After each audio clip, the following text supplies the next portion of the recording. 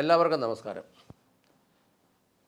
21-ാം തീയതി തിങ്കളാഴ്ച രാവിലത്തെ പത്രം എടുക്കുമ്പോൾ എല്ലാ പത്രങ്ങളുടെയും ഫ്രണ്ടിലത്തെ പ്രധാന വാർത്ത മോട്ടോർ വാഹന ഓഫീസുകളിൽ കൈക്കൂലി മഹാമഹം, ചിലതിനകത്ത് ചാകര എന്ന് പറഞ്ഞാൽ കേരളത്തിലെ ഏതാണ്ട് 81 ഓഫീസുകളിൽ ശനിയാഴ്ച ഉച്ച കഴിഞ്ഞ് ഒരു റെയ്ഡ് അങ്ങ് നടത്തി വിജിലൻസ്.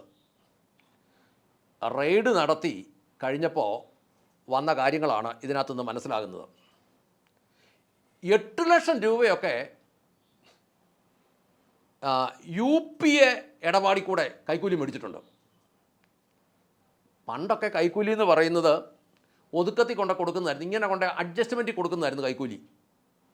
ഇപ്പോൾ അത് അങ്ങനെയല്ല. ഇപ്പോൾ അത് നേരെ രേഖാമൂലമാണ് മേടിക്കുന്നത്. ഞാൻ അതിൻ്റെ ബാക്കി ഭാഗം പിന്നീട് പറയാം. കുറച്ച് കാലം മുമ്പ് ഗവൺമെൻറ് ഒരു നിയമം ഇറക്കി, ഏജൻറ്റുമാരൊന്നും ഇനി അങ്ങോട്ട് കയറണ്ട, എല്ലാം സുതാര്യമാണ്, ഏജൻറ്റുമാരൊന്നും അങ്ങോട്ട് കയറണ്ട. ഏജൻറ്റുമാരില്ലാതെ ആളുകൾക്ക് നേരിട്ട് ചെന്ന എല്ലാ കാര്യങ്ങളും ചെയ്യാം. ആളുകളെല്ലാം മണ്ടന്മാർ വിശ്വസിച്ച് ഈ പറയുന്നതെല്ലാം സത്യമാണ്. പക്ഷേ വേറൊരു കാര്യമുണ്ട്, ഇന്നിപ്പം എന്നാ നടക്കണേലും ഏജൻറ്റുമാർ വേണമെന്നുള്ളതാണ് അവസ്ഥ. അല്ലെങ്കിൽ കൂടുതൽ നൂലാമാലകളാണ് മനുഷ്യന് മനസ്സിലാകാത്ത കാര്യങ്ങൾ. വാഹന ഉടമ നേരിട്ട് ചെല്ലുകയാണെങ്കിൽ ചെറിയ തെറ്റുകൾ പോലും ചൂണ്ടിക്കാണിക്കും. അതേസമയത്ത് ഏജൻ്റ് ഉണ്ടെങ്കിൽ വണ്ടി പോലും വേണ്ട, ഏജൻ്റ് ഉണ്ടെങ്കിൽ വണ്ടി പോലും വേണ്ട. ഒരു 3-4 കാര്യങ്ങൾ ഇതിനകത്ത് നമുക്ക് മനസ്സിലാകും. ഇപ്പോൾ ഇതിനെല്ലാം അപേക്ഷയ്ക്കെല്ലാം ഈ കമ്പ്യൂട്ടറൈസ്ഡ് ആയതുകൊണ്ട് ഇതിനെല്ലാം സീനിയോറിറ്റി ഉണ്ട്. ഏജൻ്റ് ഉണ്ടെങ്കിൽ സീനിയോറിറ്റിയും വിഷയമല്ല, ഏജൻ്റ് ഉണ്ടെങ്കിൽ പൈസ മേടിച്ച് കൊടുക്കുമ്പോൾ സീനിയോറിറ്റിയും വിഷയമല്ല. ഇനി അടുത്തത്, ഡ്രൈവിങ് പഠിച്ചില്ലെങ്കിൽ ലൈസൻസ് കിട്ടും, ഏജൻ്റ് ഉണ്ടേ മതി. അഡ്ജസ്റ്റ്മെൻറ്റിലൊക്കെ കൊടുക്കും, അതിനും കൈക്കൂലി. അടുത്ത് തന്നെ ഈ വാഹനങ്ങൾ രജിസ്ട്രേഷൻ ചെയ്യുന്നിടത്തും ഏജൻറ്റുമാർ മുഖാന്തരം കൈക്കൂലി, രജിസ്ട്രേഷൻ ചെയ്യുന്നിടത്തും കൈക്കൂലി. ഏറ്റവും വലിയ കൈക്കൂലി നിൽക്കുന്ന ഫിറ്റ്നസ് സർട്ടിഫിക്കറ്റിനകത്താണ്. ഫിറ്റ്നസ് സർട്ടിഫിക്കറ്റിന് ഒരു ഏജൻ്റ് ഇല്ലാതെ ഒരുത്തൻ നേരെ പോയി കഴിഞ്ഞാൽ അവനെക്കൊണ്ട് ഇത് ടെസ്റ്റ് ചെയ്ത് എടുക്കുക എന്ന് പറഞ്ഞാൽ എളുപ്പമല്ല. അങ്ങേയറ്റം തൊട്ട് ഇങ്ങേയറ്റം വരെ പരിശോധിക്കും, ഇങ്ങേയറ്റം തൊട്ട് അങ്ങേയറ്റം വരെ പരിശോധിക്കും. ഒന്നാമത്തെ കാര്യം, അമേരിക്കയിലെ സ്റ്റാൻഡേർഡുള്ള റോഡിൽ കൂടി എവിടുത്തെ വണ്ടി മുഴുവൻ പോകുന്നത്. ഈ അമേരിക്കയിലെ സ്റ്റാൻഡേർഡുള്ള റോഡിൽ സ്വിമ്മിംഗ് പൂൾ അറേഞ്ച് ചെയ്തിരിക്കുന്ന റോഡിൽ കൂടെ പോകുന്ന വണ്ടി ഈ പോകുന്ന വഴിക്ക്, അങ്ങോട്ട് ചെല്ലുന്ന വഴിക്ക് ചിലപ്പോൾ ഒരു ലൈറ്റ് ഓഫായാൽ പോയാൽ മതി, ടെസ്റ്റ് നടക്കില്ല. അപ്പോൾ പിന്നെ ഗതികേടിന് എന്നാ ചെയ്യും? ഏജൻറ്റിനെ ഏൽപ്പിക്കും. ഏജൻറ്റ് കൊണ്ട് എന്നതേലും കൊടുക്കുമ്പോൾ ഇതിന് ലൈറ്റും വേണ്ട, ഇതിനൊരു സംവിധാനവും വേണ്ട, ഇതിനൊരു സാഹചര്യവും വേണ്ട. ഈ വഴിയെ പോകുന്ന ടോറസിനൊന്നും ഒരു ബ്രേക്ക് ലൈറ്റ് പോലും ഇല്ല. അത് അവരെയും പറഞ്ഞിട്ട് കാര്യമില്ല. ഈ പാറമടയിലൊന്നും കയറുന്നിടത്തൊന്നും ഈ സാധനം നിൽക്കിയല്ല. ഏജൻറ്റ് ഉണ്ടെന്നുണ്ടെങ്കിൽ ഇത് വണ്ടി പോലും കൊണ്ട് കാണിക്കുന്നില്ല, ചെയ്തു കൊടുക്കുന്നുള്ള. അല്ലേ വണ്ടി അവിടെ എങ്ങാനും ഒന്ന് കടന്നു വെച്ചാൽ മതി, ഒന്ന് പൊക്കി നോക്കി എല്ലാം കറക്റ്റാണല്ലോ അല്ലേ, സംഭവം ഓക്കെ. ഇനി അടുത്തത്, ഈ ഡ്രൈവിംഗ് ലൈസൻസ് ചില ആളുകളുടെയൊക്കെ പുതുക്കേണ്ട സമയം കഴിഞ്ഞു പോകും. ചിലരൊക്കെ 1 വർഷമോ 2 വർഷമോ കഴിഞ്ഞൊക്കെയാണ് ഇത് മനസ്സിലാക്കുന്നത്. അങ്ങനെ മനസ്സിലാക്കിയിട്ട് ഇപ്പോൾ കേരളത്തിൽ പറയുന്നത് കേട്ടു, ഓടിച്ച് കാണിച്ചാലേ ഇത് കൊടുക്കുള്ളൂ. മാന്യമായ ചില്ലറ കൊടുത്താൽ 2 വീലറൊക്കെ ഓടിക്കാൻ ആൾ വരും, ആമ്പിള്ളേർ ഹെൽമെറ്റ് വെച്ചുകൊണ്ട് വരും, പേര് വിളിക്കും കുട്ടപ്പൻ. അന്നേരം ഹെൽമെറ്റ് വെച്ചോടത്തിന് ഇങ്ങോട്ട് വരും, ആരാന്നും കൊണ്ടാ? അവൻ കയറി വണ്ടിയിലിരിക്കുന്നു. അവൻ ആദ്യമേ കൊടുക്കേണ്ടതൊക്കെ കൊടുത്തതുകൊണ്ട് 2500 സ്കോച്ചൊക്കെയാണെന്നാണ് പറഞ്ഞത് സാധാരണ കൊടുക്കുന്നത്. 2500 സ്കോച്ചും 10,000 രൂപയും. ഹെൽമെറ്റ് വെച്ച ആൾക്കാർ അവിടെ നിൽക്കുക വണ്ടി ഓടിക്കാൻ. അവന്മാർ കയറി ഇരുന്ന് റേസ് ചെയ്തു, വണ്ടി പിടിച്ചങ്ങ് പോയി, വേറെ ഒരു പ്രശ്നവും ഇല്ല. എന്നാ അക്രമമാണ് ഇത്, എന്നാ അക്രമം! ഇത് എങ്ങോട്ടാണ് നീങ്ങുന്നത്? എന്നിട്ട് എഴുതി കൊടുക്കും ലൈസൻസ്.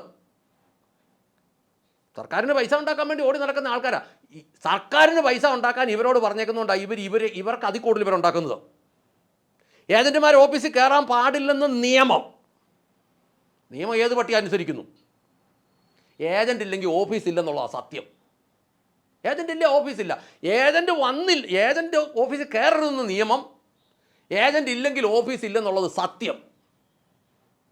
എന്നാ ചെയ്യണം? പ്രൈവറ്റ് പെർമിറ്റ് ആക്കണോ? പെർമിറ്റ് പ്രൈവറ്റ് ആക്കണോ? 4 വീലുള്ള വണ്ടിക്ക് 3 വീലുമായിട്ട് ഒന്ന് ടെസ്റ്റ് ചെയ്യണോ? എന്നാ വേണ്ടു? ഏജൻ്റ് ഉണ്ടെങ്കിൽ നടക്കും. ഈ അടുത്ത കാലം വരെ ടോറസിനെല്ലാം മാസപ്പടി ഉണ്ടായിരുന്നു. കൊടുത്ത് മുടിഞ്ഞവന്മാരെല്ലാം വണ്ടി വിറ്റും. 13-14 വണ്ടി ഉണ്ടാകുന്നവരെല്ലാം മാസപ്പടി കൊടുത്തോണ്ടിരുന്നവനെല്ലാം മുടിഞ്ഞവനെല്ലാം വണ്ടി വിറ്റും. പലരോടും ചോദിച്ചു. എന്നെ അവർ പറഞ്ഞു, ഇത് എങ്ങനെ ഉണ്ടാക്കാനാണ്? ഇത് ഈ കൂട്ടൊക്കെ അങ്ങോട്ടും കൊടുത്ത് ഇങ്ങോട്ടും കൊടുത്ത് എല്ലാം കൂടെ ചെയ്തിട്ട് ഇത് എങ്ങനെ ഉണ്ടാക്കാനാണ്? നിങ്ങളൊന്ന് നോക്കിയാൽ രാവിലെ ഏതെങ്കിലും പാറമടയുടെ വാതൊക്കെ മെയിൻ റോഡിലോട്ട് വഴിയിലോട്ട് ഇറങ്ങിയെന്നോ പോലീസ് വണ്ടിയും കാണും, ഇച്ചിരി അപ്പുറത്ത് എവിടെയെങ്കിലും വെഹിക്കിളിൻ്റെ വണ്ടിയും കാണും. ബുധനാഴ്ച വഴിയിലോട്ട് ഇറങ്ങിയ ഒരു കൊലപ്പിരിവുണ്ട്. അതുകൊണ്ട് ഇപ്പം ബുധനാഴ്ച വഴിയിൽ ഇറങ്ങി ഒരു വണ്ടിക്കാരൻ ഓടുന്നില്ല. എൻഫോഴ്സ്മെൻ്റ് എന്നൊക്കെയാണ് പറയുന്നത്. എൻഫോഴ്സ്മെൻറ്റ് കഴിഞ്ഞ മാസത്തെ വീതം അവിടെ വരാത്തവനെയൊക്കെ പിടിക്കാൻ വേണ്ടി വഴി നിൽക്കുന്നത്. അതുകൊണ്ട് എന്ത് വേണ്ടി ടോറസ് വ്യവസായം തന്നെ നിന്നുപോയി. 15ഉം 16ഉം ടോറസ് ഉണ്ടായിരുന്നവന് ഇല്ല. ഈ കോട്ടയം ജില്ലയിലൊക്കെ പല കമ്പനിക്കാരനെ എടുത്ത് നോക്കിയാലും ഒന്നുമില്ല, ടോറസുകളില്ല. ഉദ്യോഗസ്ഥന്മാർക്ക് ഇപ്പം എന്നാ പോകാനിരിക്കുന്നത്? എന്നാ അവർക്ക് പോകാനുള്ളത്? ഇതിങ്ങനെ കിട്ടുകയും ചെയ്യും. ഇത് കിട്ടിയില്ലേ പോലും ശമ്പളം, അന്യായ ശമ്പളം ഉണ്ടല്ലോ, പെൻഷൻ, അന്യായ പെൻഷൻ ഉണ്ടല്ലോ, ഇതിനെല്ലാം വകുപ്പുകൾ ഇഷ്ടം പോലെ ഉണ്ടല്ലോ. ഇപ്പം അവസാനം വന്ന് 8 ലക്ഷം രൂപ ഗൂഗിൾ പേ വഴി കൈക്കൂലി കൊടുത്തിരിക്കുന്നു. അത് പറഞ്ഞേക്കുന്നത് ഒരു പ്രാഥമിക പരിശോധനയിൽ ഇത്രയും പിടികിട്ടിയെന്നാണ് പറയുന്നത്. അപ്പോൾ ഇവർ പൊതുവെ ഈ ഉദ്യോഗസ്ഥന്മാർ പറയുന്നത് എന്നാ, എടാ ഞങ്ങൾ മേടിക്കും, കൈക്കൂലി ഞങ്ങളുടെ ജന്മാവകാശമാണ്, നീയൊക്കെ എന്നാ ഉണ്ടാക്കും, ഞങ്ങളാടാ ഇവിടെ ഭരിക്കുന്നത്, നീയൊക്കെ എന്നാ ഉണ്ടാക്കാനാടാ? എന്താ ഇത്? ഇതെങ്ങനെ എങ്ങോട്ട് പോകും? ഇത് ഒരു ഓട്ടോറിക്ഷക്കാരന് പോലും ജീവിക്കാൻ മേലാത്ത കാലമായി ഇവിടെ. ഒരു ഓട്ടോറിക്ഷ നിങ്ങൾ മനസ്സിലാക്കിക്കോ, ഒരു ഓട്ടോറിക്ഷ ഒരു വർഷം അതിൻ്റെ പെയിൻറ്റും അടിച്ച് അതിൻ്റെ ഇൻഷുറൻസും എടുത്ത് അതിൻ്റെ ടയറും മേടിച്ചിട്ട് അതിൻ്റെ ടാക്സും അടച്ച് വഴിയിലിറക്കണേ 50,000 രൂപയ്ക്ക് മുകളിൽ കൊടുക്കണം. ഈ ഒടുക്കത്തെ ഈ ഡീസൽ വിലയ്ക്ക് ഈ സാധനം മേടിച്ച് അടിച്ചിട്ട് ഈ വർക്ക്ഷോപ്പിലും പണിതിട്ട് ഈ വഴി നീളം ചെക്കിക്കും കഴിഞ്ഞിട്ട് ആ പാവങ്ങൾ എങ്ങനെ ജീവിക്കും? ഒരുത്തനെ ഞങ്ങൾക്ക് പേടിക്കാനില്ലെന്നുള്ളതിൻ്റെ ഭാവമാണ് ഇപ്പോൾ ഇവർ ഈ കൈക്കൂലി ഗൂഗിൾ പേയ്ക്കകത്ത് മേടിക്കുന്നത്. എന്നാളും ഒരു കാര്യമുണ്ട് കേട്ടോ, പത്രത്തിനകത്ത് വലിയ വെണ്ടയ്ക്ക അക്ഷരത്തിൽ വന്നു, ഇത്രയും വലിയ റെയ്ഡ് നടന്നു, പിന്നെ ഇത്രയും പിടിച്ചു, ഇത്രയും എല്ലാം ചെയ്തു. അത് പേപ്പറില്ലാത്ത പിടിച്ച ഒരു അസിസ്റ്റൻറ്റ് കളക്ടറെ കുറിച്ച് ഇവിടെ കേട്ടായിരുന്നല്ലോ, എറണാകുളം സൈഡിൽ ഒരു തട്ടിപ്പ് പിടിച്ചു, കളക്ടറെ മാറ്റി, തട്ടിപ്പുകാർ രക്ഷപ്പെട്ടു എന്ന് പറഞ്ഞ പോലെ. ഞാൻ പഴയ ചരിത്രം വെച്ച് പറയുന്നു, പത്രത്തിൽ കണ്ടത് കണ്ടു. ഇനി ഇപ്പോൾ സംഭവിക്കാൻ പോകുന്നത് ജോയിൻ്റ് RTOമാരല്ല RTOമാരാകും. RTO അതിൻ്റെ മുകളിലത്തെ പുള്ളിയാവും. കൈക്കൂലി പിടിച്ച ഉദ്യോഗസ്ഥനെ ആ ഡിപ്പാർട്ട്മെൻറ്റിൽ നിന്ന് മാറ്റും. വിജിലൻസ് ആണെന്നുണ്ടെങ്കിൽ വിജിലൻസിന് ഒരു ശാസന ഉറപ്പ്. എന്തിനാണ് വേണ്ടാത്ത പണിക്ക് പോയത്? അപ്പോൾ അയാൾക്കൊന്നും പറയാൻ പറ്റുന്നത്, മേലിൽ മരണം വരെ കൈക്കൂലിയുടെ പുറകെ പോയേക്കരുത്. അവസാനം ഇതെല്ലാം കൂടെ ആയി ആ പിടിച്ച ഉദ്യോഗസ്ഥന്മാർ വെറും മണ്ടന്മാരാവും. പത്രം വായിച്ച മനുഷ്യൻ മലയാളി അതിലും വലിയ മണ്ടന്മാരാവും. ഏറ്റവും ലാസ്റ്റ് ഇതിങ്ങനെ ഇടയ്ക്കിടയ്ക്കൊക്കെ ഒന്ന് കേൾക്കാം പിടിച്ചെന്ന്. നമ്മൾ അന്വേഷിക്കുമ്പം ഈ പിടിച്ചവന്മാർക്ക് ആർക്കെങ്കിലും എന്നതേലും ശിക്ഷ കൊടുത്തിട്ടുണ്ടോ? ഇല്ല. പിടിച്ചവന്മാരുടെ എന്നതേലും പോയിട്ടുണ്ടോ? ഒന്നും പോയിട്ടില്ല. ഇതിനകത്തുനിന്ന് പിടിച്ചോ കൊലക്കേസ് വന്നാൽ പോലും 30-90 ദിവസം കഴിയുമ്പോൾ ജാമ്യം കൊടുക്കും, വെളി വരും. പിന്നെ എന്നാ ചെയ്യും? അങ്ങനെ എല്ലാം കൂടെ കൂട്ടി സമൃദ്ധമായൊരു കേരളം, ശരിയാക്കിയ ഒരു കേരളം, തകർത്ത ഒരു കേരളം. എന്നാണെങ്കിലും ഞാൻ ചിന്തിക്കുകയായിരുന്നു, എന്തുമാത്രം ബസ് സർവീസ് ഇവിടെ ഉണ്ടായിരുന്നു. തീർന്നെന്നുള്ള സത്യമല്ലേ? അവിടെ ഒരു റോവിംഗ് ബസ് ഉണ്ടായിരുന്നു, മോട്ടോർ വെഹിക്കിൾ ഡിപ്പാർട്ട്മെൻറ്റ് അതിൻ്റെ പുറകെ നടക്കുമായിരുന്നു. ഇപ്പോൾ ആണ്ടേ എത്ര കമ്പനികളുണ്ടായിരുന്നു ബസ് സർവീസുകൾ. ഒന്നെടുത്ത് നോക്കട്ടെ. ഈ വെഹിക്കിളുമാർ വണ്ടിയെക്കുറിച്ച് വല്ല ബോധമുള്ളവന്മാരാണെന്നുണ്ടെങ്കിൽ വെഹിക്കിൾ ഇൻസ്പെക്ടർമാർ ഒന്ന് ശാന്തമായിട്ട് ചിന്തിക്കട്ടെ. എത്ര പേർക്ക് ടോറസ് ഉണ്ടായിരുന്നു, എത്ര ബസ് സർവീസ് ഇവിടെ ഉണ്ടായിരുന്നു, എന്തായാലും സംവിധാനം ഉണ്ടായിരുന്നു, എല്ലാം മുടിച്ച് തേച്ച് കഴുകി കളഞ്ഞില്ലേ? ഇതൊക്കെ സർക്കാരിലേക്ക് മാന്യമായ ടാക്സ് അടയ്ക്കുന്ന ഈ 10 മില്യൺ ടോറസൊക്കെ 60,000 രൂപയോളം ടാക്സ് അടയ്ക്കുന്ന ആ വർഷം. ഇൻഷുറൻസ് വേറെ, പിന്നെ ഈ ക്ഷേമനിധി എന്നും പറഞ്ഞ ആൾക്കാരെ പറ്റിക്കുന്ന ഒരു പരിപാടിയുണ്ട്.